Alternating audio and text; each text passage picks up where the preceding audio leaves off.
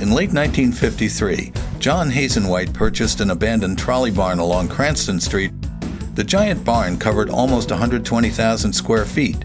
While the buildings may have been bigger than needed at the time, it was an improvement over the company's previous facility on South Street in Providence. For one thing, its single-floor expanse was better suited for manufacturing than the previous building, where some production had to take place in the basement, necessitating bringing copper tubing in through the basement windows. More significantly for the company's future, the new building had space available to grow the company, which was Mr. White's vision. Eventually, all of the space in the building would be put to good use.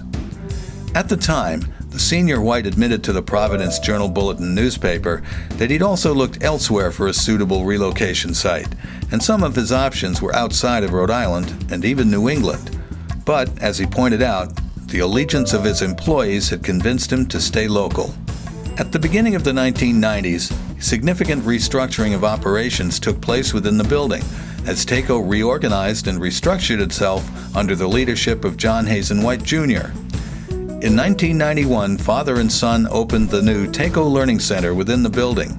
The TLC became an integral part of the new Taco, providing an insight training and education center for Taco employees and later for their families and visiting industry professionals.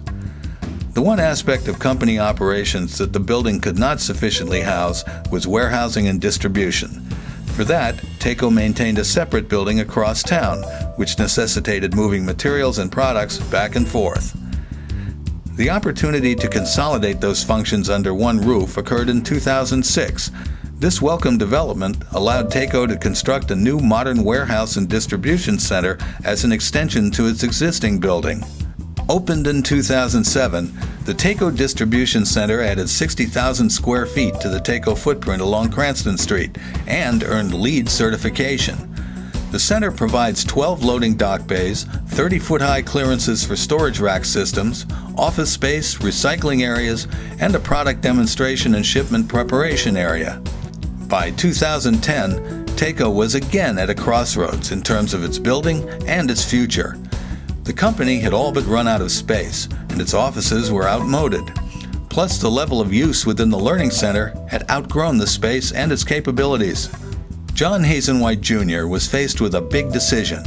If he was going to stay in Rhode Island, he would need to expand.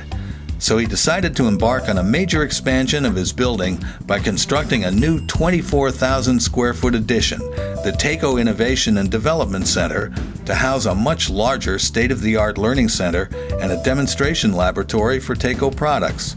And he elected to renovate his office areas to make Taco a more efficient and accommodating workplace. The largest and most significant capital expansion project in the company's 90 years of business was underway.